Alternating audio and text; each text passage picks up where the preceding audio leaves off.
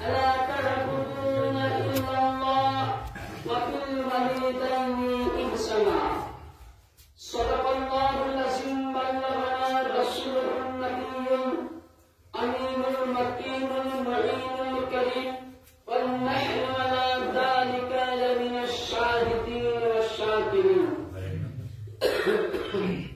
والحمد لله رب العالمين উপস্থিত সম্মানিত সভাবিত সমাবিত ইসলাম দরদি হিতাকাঙ্ক্ষী নবী প্রেমিক ও রাসূল প্রেমিক শ্রোতা মণ্ডলী বয়োজ্যেষ্ঠ মুসলমান গ্রামবাসীগণ মাইকের আওয়াজ থেকে যে যেখান থেকে শ্রবণ করছেন ও আমার পর্দানসীন উম্মতে মুসলিমা সকলকে রইল আমার প্রাণভরা সালাম। আসসালামু আলাইকুম ওয়া রাহমাতুল্লাহ।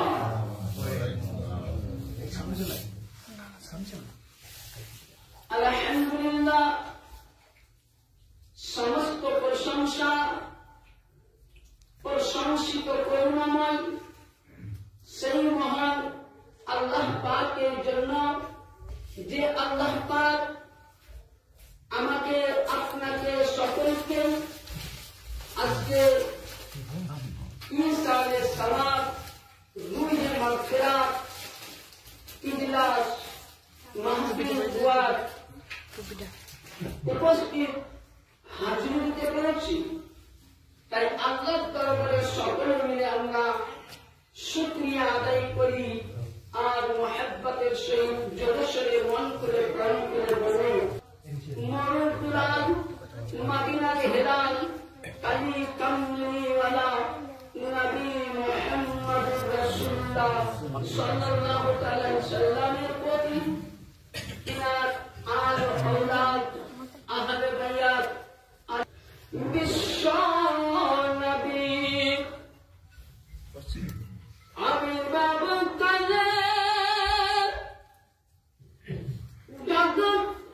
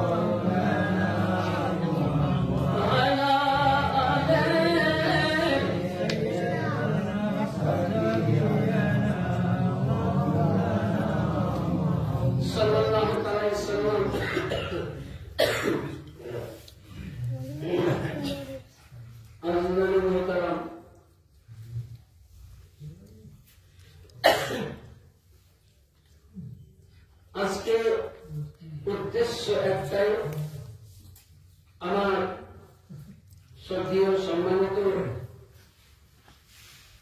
মাস্টার সাহেব বা আমার ফিলার মাস্টার ভাই সাহেবদের, জগৎ জননী মায়ার জিনিস, মমতার জিনিস, যার নাম এক শব্দে বলা যায় মা, তিনি আজকে 1 বছর বিগত আমাদের সামনে থেকে উনি চলে গেছেন। আজকে কিনা উদ্দেশ্যের আশায় এই মাহফিল দোয়ার মজলিস সাজানো হয়েছে। একটাই উদ্দেশ্য যে আল্লাহ পাকের কাছে আমরা প্রার্থনা করব যে আল্লাহ পাক যেন বিশ্বের জগতের নর নারী যারা ইন্তেকাল করেছেন তাদেরকে এবং ইনার মা ইন্তেকাল করেছেন তিনাকেও যেন আল্লাহ পাক মাফ করে জান্নাতুল ফিরদাউস দান করে। সকল আলহামদুলিল্লাহ। আরেকটা উদ্দেশ্য, যেহেতু তিনি সাধারণত আমার কোন সম্পর্ক ছিল না, কিন্তু একটা সম্পর্ক ছিল তিনার মায়ের সাথে আমাদের, যেহেতু তিনি ছিলেন আমার পীর গুরু। মানে আমি যে দরবারের মুরিদ, সেই দরবারের উনি ছিলেন একজন আমার বড় ভাইয়ের পাশে, উনি ছিলেন একজন খাস মুরিদা। যাই হোক, সে সম্পর্কে আমি কোরআন থেকে আয়াতে পাক তেলাওয়াত করেছি, ইনশাআল্লাহ আলোচনা করবো। তার ইতিপূর্বে দুই একটা কথা বলি, খুব মন দিয়ে শুনবেন। এই যে আমরা মাজলিস করি, আমরা যে মাজলিস করি, এই মাজলিসটা দেখুন কত উত্তম। আল্লাহ নবী সরকারে মদিনা বলছেন, মানুষ যখন চলে যায়, আজকে ধরুন আমার মাস্টার সাহেবের আপনি যান, ইনি দুনিয়া ছেড়ে চলে গেছেন, ইনার কোন আমল নামা কিন্তু খোলা নাই। আছে কি? একটু কথা বলবেন, আছে কি? আমি একটা করে কথা বলবো না, কিন্তু আল্লাহর রাসূল পয়গম্বর আকা মুস্তাফা বলছেন, মানুষ মরে যাওয়ার পর ভালো মন্দ দুটোই বন্ধ হয়ে যায়, কিন্তু তার 3টি দরজা খোলা থাকে। বলেন সুবহানাল্লাহ। কি কি? 1 নাম্বার, সর্বপ্রথম আমার নবী বলতেছেন ছেলের দরজা। 2 নাম্বার, সাদকায়ে জারিয়া। 3 নাম্বার, কোন নাজাতের রাস্তা। আল্লাহ নবীকে জিজ্ঞাসা করলেন, ইয়া রাসূলুল্লাহ, ইয়া হাবিবাল্লাহ, ছেলের রাস্তা বলতে কি? আমার নবী বলতেছেন, যদি কাউরির স্ত্রী মারা যায়, স্বামী যদি নামাজ পড়ে দুহাত তুলে দোয়া করে, রব্বুল আলামিন, আমার অর্ধাঙ্গিনী, আমার স্ত্রী, আমার হায়াতে সারিকা দুনিয়া ছেড়ে চলে গেছে, আল্লাহ তুমি ক্ষমা করো।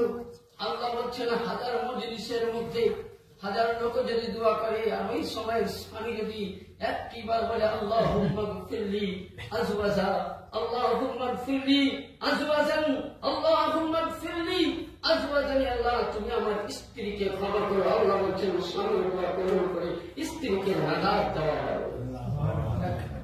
2 নাম্বার, স্বামী চলে গেছে, স্ত্রী জাহান্নামের পাটিতে বসে দোয়া করবে, আল্লাহ কবুল করবে।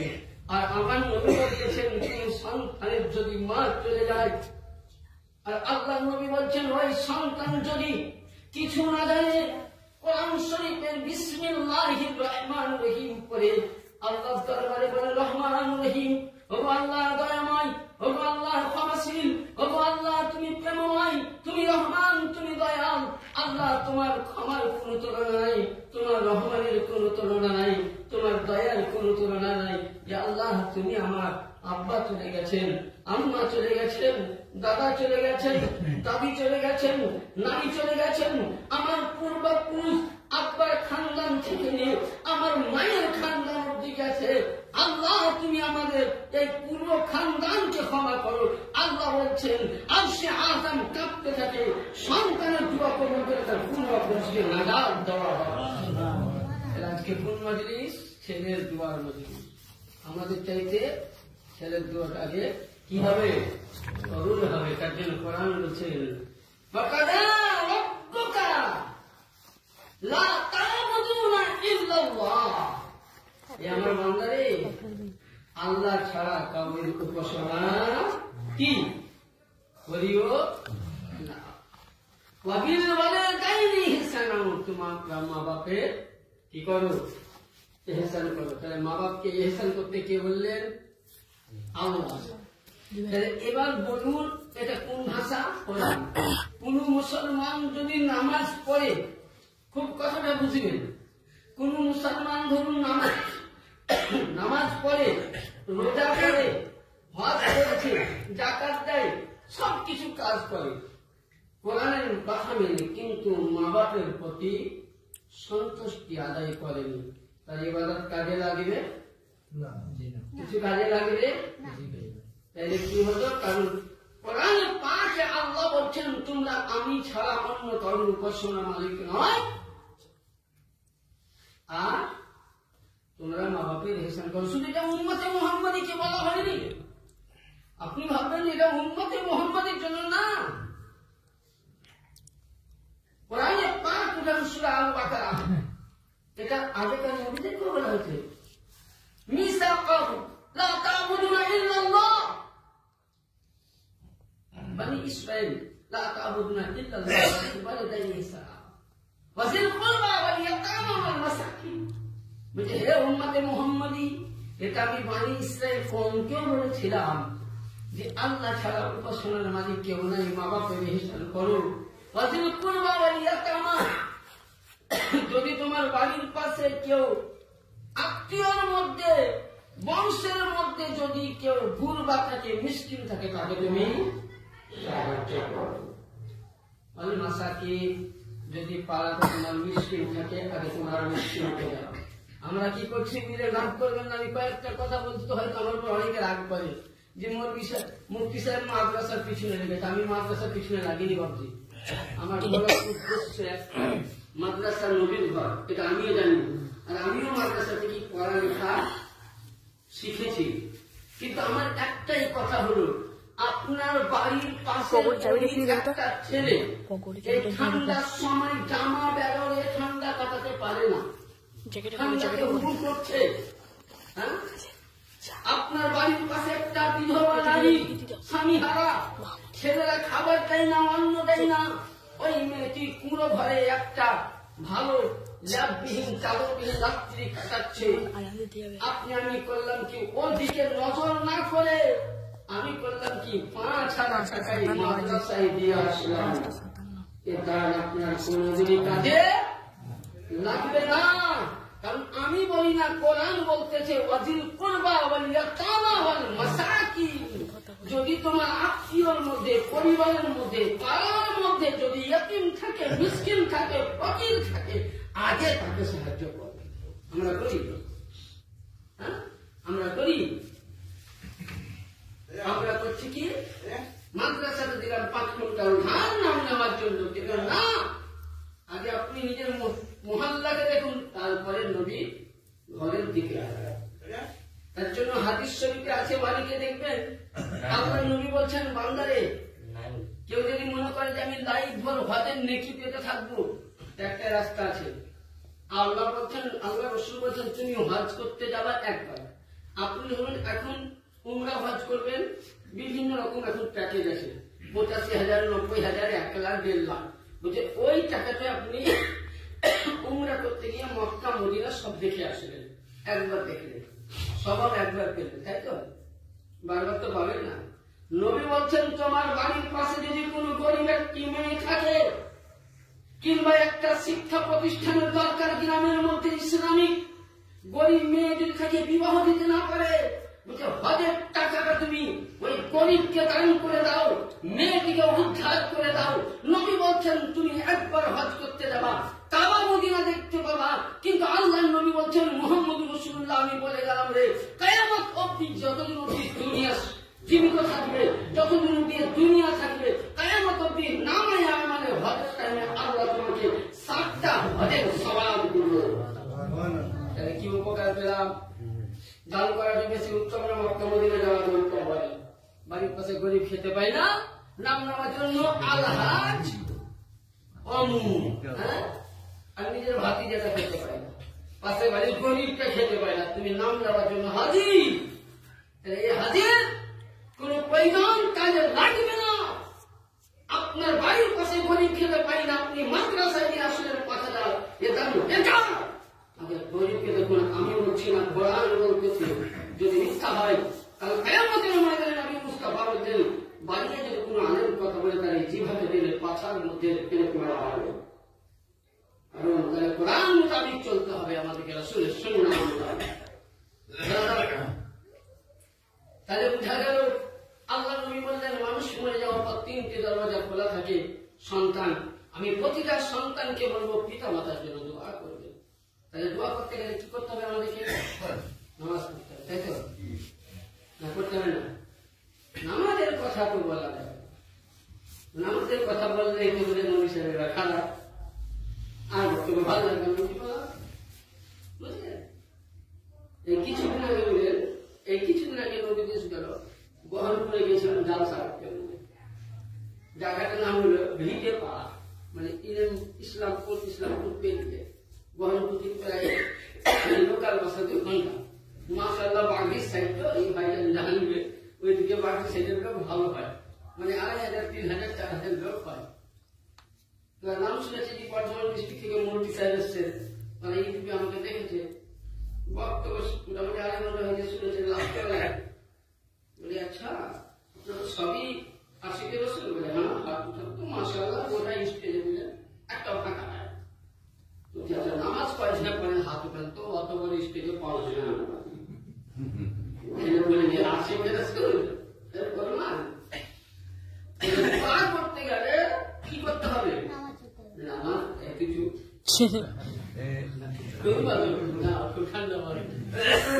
পড়তে হবে। নামাজ না পড়লে আমাদের কোনো গতি নাই।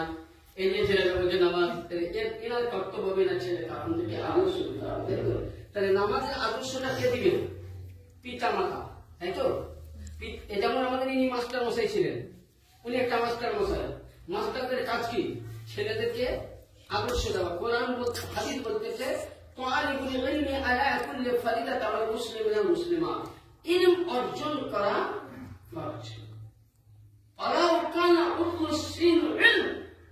যদি তোমাকে জ্ঞান অর্জন করে চীন যেতে হয়, 3 শহরও যাও। দুনিয়াবি জ্ঞানের দরকার, তার সাথে সাথে ইসলামিকও বেশি দরকার। কারণ আপনার মধ্যে ইসলামী আদর্শ না থাকলে তাহলে ছেলের কাছে জীবনে কোনদিন ভাতের আশা পাবেন না, কোনদিনই পাবেন না। তাহলে ছেলেকে নামাজের আদর্শ দিতে হবে, কোরআন দিতে হবে। পৃথিবীর মধ্যে আজকে মাস্টার সাহেবের আব্বা মারা গেছেন, আপনি বলবেন এতিম, মা মারা গেছেন এতিম, কিন্তু আমি বলবো এতিম নয়। এবার আপনি বলবেন কেন এতিম নয়? আমি নয়, নবীর হাদিস বলতেছি। মানে একটা কথা বলে আসবে বেরিয়ে যায় আমাদের মুখে। হযরত মাওলা আলী মুশকিল কুশা হায়দার কাররাত জামাতে পয়গম্বর ফাকাহেরা খায়বার ইয়াদুল্লাহ আলিউল্লাহ ওয়াসিউল্লাহ খলিলুল্লাহ নাসিবুল্লাহ শেরে খোদা মাওলা আলী মুশকিল কুশা আলাইহিস সালাম বর্ণনা করছেন। কি বলছেন? লাইসা ইয়াতিমুল লাযী ক্বাদ মাতা বান। এটা দেখবেন মাদ্রাসার লাইনে হাদিসের কিতাব, কিন্তু মৌলবী লাইনের কিতাবে পড়ানো হয়, যেটা আপনার মৌলবীতে বলা হয় সাদেসা, মানে 7 ক্লাস, আর ভাষায় সাদেসা বলা হয়। 7 ক্লাসে পড়া হয়। কিতাবটা খুবই হার্ড, মানে যেমন তেমন মৌলবী সাহেব পড়াতে গেলে বলেন 14 ক্লাস করে পানি খায়, মানে আরবি ব্যাকরণ। কিতাবটার নাম হলো মাজানিউল আদাব, মানে আদবের বই, হাদিস ভরা আছে। বইটা ছোট, এর ব্যাখ্যা যদি কিনতে যান তো অনেক কয়টা বই হয়ে যাবে।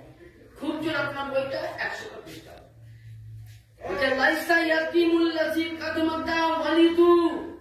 মাওলা আলী বলছেন নবীর মুখে শুনেছি, যার পিতা মাতা মারা গেল সে কিন্তু পরিচিত এতিম নয়। মানে আমি রসুল বলছেন আজকে আমার পিতা মারা গেছে, আমি এতিম, দুনিয়া দিয়ে এতিম, কিন্তু নবী বলছেন না, লাইসা ইয়াতিমুল লাযী ক্বাদ মাতা ওয়ালিদু, যার পিতা মাতা মারা গেল সে এতিম নয়। তো নবীকে বলছেন এতিম কিসের? ইলম ওয়াল হিসাব। নবী বলছেন যার মধ্যে কোরআন নাই, যার মধ্যে ইসলাম নাই, যার মধ্যে সুন্নাহ নাই, যার মধ্যে নবীর মুহাব্বত নাই, সেই হলো পরিচিত এতিম। তাহলে আমরা কিসের এতিম হলাম? আমাদের মধ্যে কোরআন নাই, আমাদের মধ্যে ইসলাম নাই, আমাদের মধ্যে হাদিস নাই। আজকে প্রতিটা ছেলেকে জিজ্ঞাসা করেন খেলোয়াড়দের নাম বলতো বুঝে এক করতে কি সৈরব বৈরব টাঙ্গুলি ঢাঙ্গুলি কত নাম বলবে, হ্যাঁ বলে না। কিন্তু ছেলেটাকে বলেন 5 কালেমা বলতো, আরে উচ্চ দূরের কথা বিয়ে 5 করা ছেলে বিয়ে করতে আসছে, তোকে বলছি ভাই কালেমা পড়ে। আপনি আস্তে আস্তে বলেন, আমি আস্তে আস্তে বলি কালেমাটা পড়ে যায়। বিয়ে পাস মাস্টার ডাক্তার, কিন্তু কালেমা মুসলমান। যার মধ্যে 5 কালেমা নাই সে মুসলমান, যার মধ্যে ইমানে মুফাসসাল ইমানে মুজাম্মাল নাই সে কি করে মুসলমান হতে পারে? আমার কথাগুলো শুনতে খুব খারাপ লাগে, কিন্তু বাস্তবকে আপনি লক্ষ্য করবেন যে মুফতি সাহেব তাহলে মুসলমান হওয়ার মধ্যে লাইসা ইয়াকিমুল লাযী কাদ মাতা ওয়ালিদু ইন্নাল ইয়াকিমু ইলমু ওয়াল হিসাব। যার বাবা মা মারা গেল সে ইতিম নয়, যার মধ্যে কোরআন নাই, যার মধ্যে ইলম নাই, যার মধ্যে হাদিস নাই, যার মধ্যে নবীর সুন্নাহ নাই, সে হলো আসল ইয়াতিম। তাহলে আমরা ইতিম হয়ে আছি কোন দিক দিয়ে? ইসলামে জ্ঞান দিয়ে। তাহলে আমাদের কর্তব্য কি? ছেলে মেয়েকে আমাকে কোরআন শিক্ষা দিতে হবে, ছেলে মেয়েকে আমাকে নামাজ শিক্ষা দিতে হবে, ছেলে মেয়েকে আমাকে হাদিসের জ্ঞান দিতে হবে। এবার আসুন পিতা মাতা,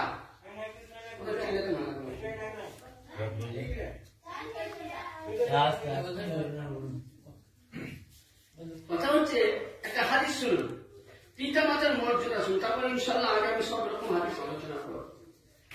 আল্লাহর নবী সরকারে মদিনা সাল্লাল্লাহু আলাইহি সাল্লাম খুব গুরুত্বপূর্ণ হাদিস, এটা সকলের জন্য কাজে লাগবে, যাদের বিয়ে হয়েছে তাদের জন্য, যাদের বিয়ে হয়নি তাদের জন্য কাজে লাগবে। খুব গুরুত্বপূর্ণ হাদিস। হাদিসের রাবি মাওলা আলী মুশকিল কুশা, নবী চাচাতো ভাই বাবা, তিনি বলছেন যে আল্লাহ নবীর দরবারে একজন রাবি আসলো, মানে মদিনাবাসী আসলো, বলে ইয়া রাসূলুল্লাহ ইয়া হাবিবাল্লাহ, আপনার একজন সাহাবী যার নাম হযরতে আব্দুল্লাহ বিন সালাম